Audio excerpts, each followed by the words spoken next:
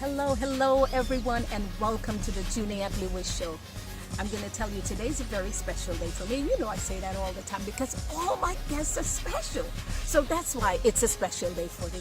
But I'm going to tell you, speaking to Mr. Kestradine, first I want to say I'm in Guyana, South America. For those of you who don't know, this is my country of birth. I love coming back to my country and speaking to my people, especially the ones that are doing things to move the country along progressively in a very positive manner.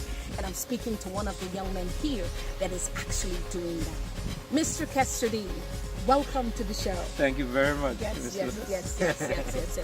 You and I had the opportunity to speak before, but today we're talking on your life and you. You have done an interview with myself and my brother, but today we're talking about your life and you and what you're doing in the community, in this country, the things that you're doing in this country, and one of it is spirituality. You're keeping, and let me tell you, any nation that forgets its spirituality, and I say spirituality, I don't want to say religion specifically, because it takes on a whole different gesture when you say that. But I'm going to tell you, any country that negates and neglects spirituality has lost its value. And the beauty I love about my country, Guyana, is that we have not lost spirituality. That is well and alive within this country. And this is one of the young men that is carrying it on in this country. And his show is called Mad Inspiration. Mad Inspiration.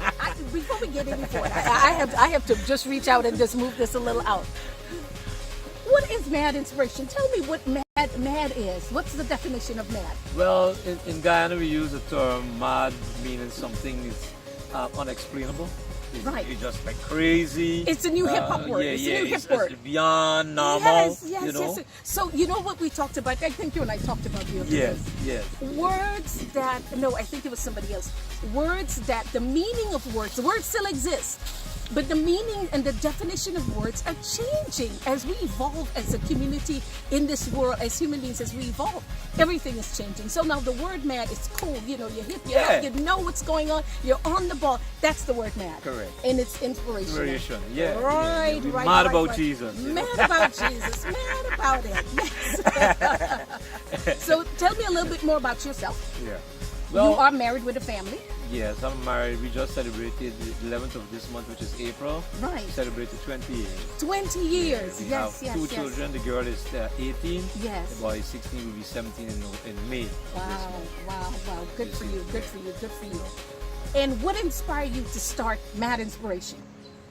Well, Mad Inspiration, as far as I could remember, in the early or late, mid 2000, I should say, I started a radio program, and it started moving from different radio stations because people seeing the whole presentation and how it is done and being a blessing to people. Right. So different ones will invite me to their radio station to come and present this program, and so different place I go, I would take the same concept, but just as a different place. So at 97, where I'm at presently is a newly open radio station, which is about 4 months or 5 months old.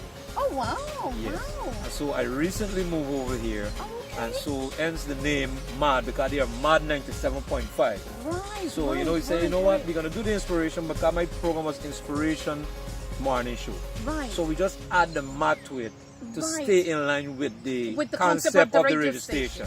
Correct. Right. So Okay, I see. here it is. We have Mad Inspiration. Mad Inspiration. Yes. On Saturday mornings we have Mad Saturday Morning Bounce, which is like a youth program, but it move away from the sanctimonious kind of way of doing, but more like upbeat, the reggae, the soca, loose your hair down and just get and run around the studio and wave your rags and your flags. Oh my goodness, okay.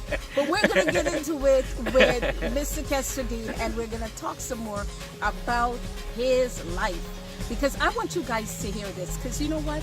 One of the things I love about Juliette Lewis Show, the Living Wealthy Always Show, bringing that over, is the fact that we're here to inspire and move somebody from one point of life to the next. Because it's all about progression. And sometimes, even though you live in an environment, you might not be affected by that environment. But the special thing about social media and the world today, through the way that we can reach each other. You're sitting in your living room and something that somebody says all of a sudden wakes you up and takes you to the next level. I think this is what Mr. Kestudeen has to offer today, and I am so excited for you guys to hear what it is he has to say. So let's get into it. Tell us about the start of your life and where you began. Thank you very much for the opportunity to be sharing this with the world. Most often people will say, why don't you do a book? Why don't you do a movie? These are all things, really thinking out carefully, because you don't just want to jump into something because someone said. But it's all about what the Spirit is saying to you at the particular time. So I'm very careful where that is concerned. So I'm happy to have the opportunity to be sharing to the world right now. I came from a family background. I wouldn't say we weren't wealthy, we weren't poor, but right there. But my father was in and out. My mom was the one who was just steady. She would go at all length to make sure that her family is okay, well taken care of. She made 12 of us. Wow. Yeah, 12 children. Wow. So I wonder in them days, like, they never used to sleep, I got 2, and the 2, like the 12, my mom made, So she just way up in the country in the quarantine. And how did they manage is what you have to think. Yeah. They managed. You're here. So then we got 2 children and we crying out like, 12. Yes. The blessing of the Lord God, upon her. God rest her soul. She passed last August. Oh, I'm sorry to hear that. Yes. But God is in charge and all is well. So we must move on. So I because of my dad, and I'm not blaming this on my dad, but I'm just creating a scenario here. The importance of a male figure in the home sends a lot of messages. Mine was present and absent, so during the absent period I took full advantage to do my own thing, which lead me in the path of crime, police and prison and all of that. So after numerous encounter with the police, the magistrate, and he said, listen, you know what, I'm going to send you somewhere that, going to calm your head down, and by the time you get out, you will learn a trade. And so they sent me to the New Opportunity Corps. How old are you at this time? 13 years old. You're 13? Yeah, okay. 13.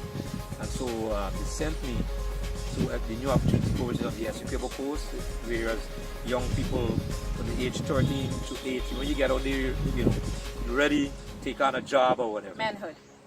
Yes. Right, so, and I didn't went there for preaching, I must say. I used to steal a lot, and all of that. So, the police and the magistrate, they're fed up. So, if a magistrate tell you you're fed up seeing you could understand the level or the frequency in which I'm